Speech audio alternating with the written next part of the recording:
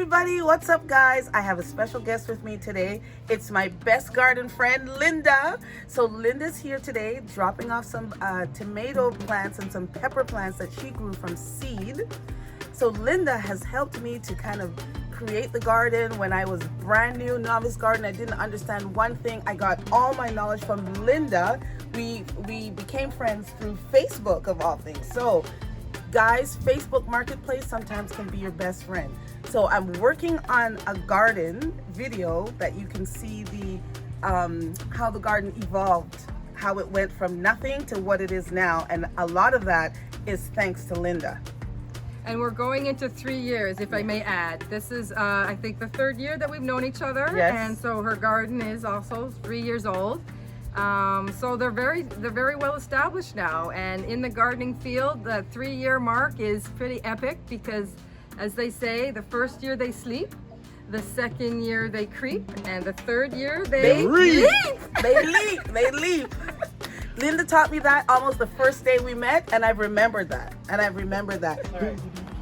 So what'd you bring me today, Linda? Nino, I'm so excited I brought you tomatoes because I know you love your tomatoes and all of your cooking.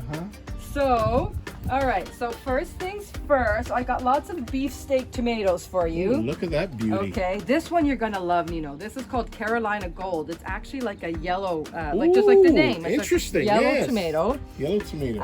And so it's called a determinant. I have them nice and labeled for you. So you know what determinant is, right? I don't You're the know, tomato grower. but I'm gonna know. Okay. A determinant means it grows to a determined height, and it gives a determined amount of fruit of tomatoes. Okay. So they're not going to grow very tall, right? You know those tall 4 or 5 foot long. This is just going to go like like so, and it's going to be bushy. Okay. And then also you don't have to prune any of the leaves. Okay, you just let it do its thing. Okay, so that's what determinate is. So that's that one. And then also, so this one here is an indeterminate.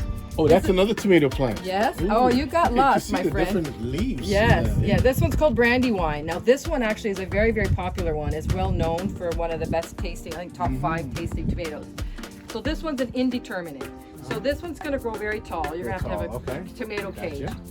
And then this one you do want to prune. So what happens is you're going to get like little suckering of other offshoot of little leaves coming out of here and here. You prune those out with your hands or scissors. You want to just keep like a nice tall one single vine. With these are fine, but anything coming in between the V you take out. Because if you let it grow, it's going to make smaller tomatoes. Gotcha. Okay. And so it's just better for you to do that. Okay, so all of them are... Man, look at this. Yeah. It's quite a collection here. Yeah, so all of them are indeterminate except for this one. So that's that. Indeterminate. Yeah, so this one will grow really tall. Now this is called black crim. This, interesting. Yes, this one will grow, That's another just like the beefsteak. name. It's another beefsteak. It's going to be like blackish, brownish, purple, I and love then red. I love the variety of colors. Though. Yeah. That is so cool. That's why I To have chose all them these for you varieties of because color. I grew like about 15 different types of tomatoes, Nino. I went crazy. Yeah, so this one you're gonna like.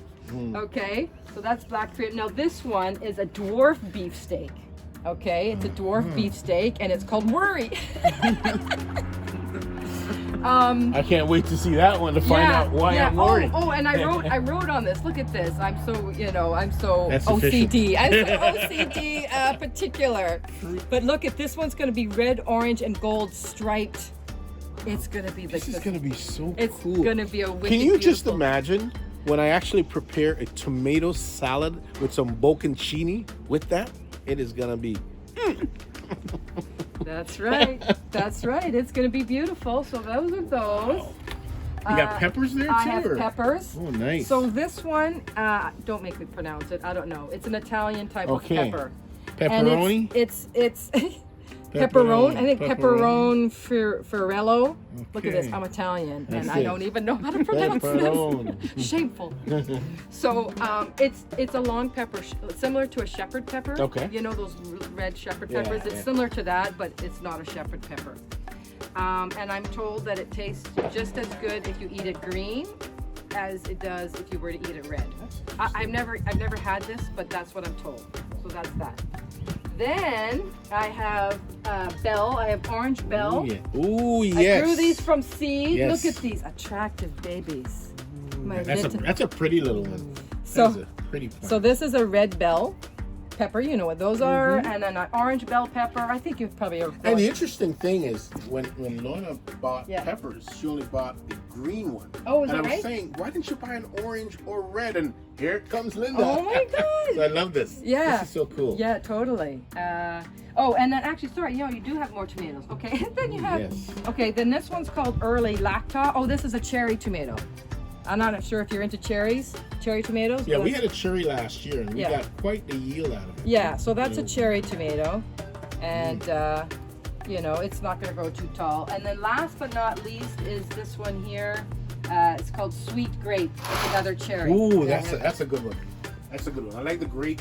Yeah. The cherry tomatoes that are like grape shaped. Yes. Like, have a taste like you're eating a grape. Right. Yeah. Those are really Again, good. I mean, I've never Really grown good. any of these, so I have grew no- those last year. Did you? They're really oh, good. okay, good. Really good. Yeah. So, oh, and then one more thing. Maybe this will be new to you. So this is bone meal. I'll let. This is bone meal, guys. Okay. What do you do with that? It's kind of stinky. It's kind of smelly. It's organic, Mm-hmm. right? And so what you do is, when you make your hole for whatever you're planting, if it's veggies or plants, anything really, when you make your hole, you sprinkle a little bit into the hole, and it's good for the roots. Oh, Okay, Cool. it's very good for it's the like roots. an organic fertilizer almost. Like, Yeah, really exactly. natural. Yeah. So, what is it? It's high in NPK, in nitrogen, phosphorus. I think it's in phosphorus. I think it is. It's so that's why that's for the roots. Yeah. You know, the NPK. So, anyways, and then when you put it in the hole, and then you can sprinkle some on top of the soil as well, and then the rain or when you water will also leach it down. And it's just very good for young seedlings or anything young, right? Because it helps with the roots. And then you can fertilize, you know, normally like with a balanced fertilizer in the future. That is so exciting. It is so cool, and that's Linda. She's so knowledgeable when it comes to this stuff.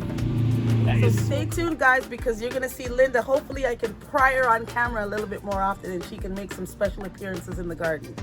All right? Take care. Bye.